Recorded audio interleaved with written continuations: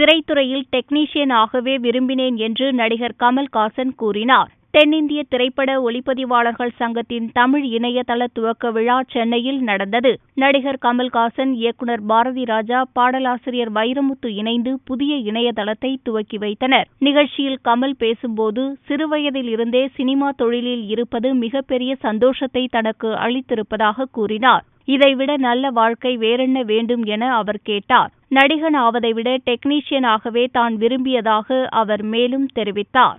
நடிக்க வர்ற ஆசையே கிடையாது, டெக்னீஷியனாக வரணுங்கிறது தான் ஆசை. ஏன்னா நான் டெக்னீஷியர்களுடைய அந்த வீரியத்தை, பலத்தை, அவர்களுடைய உண்மையான கௌரவத்தை கிட்ட இருந்து நான் பார்த்துருக்கேன். நான் அவங்களுக்கு போஸ்டர்லாம் அப்புறமா தான் இவங்களுக்கெல்லாம் போஸ்டர் வச்சாங்க.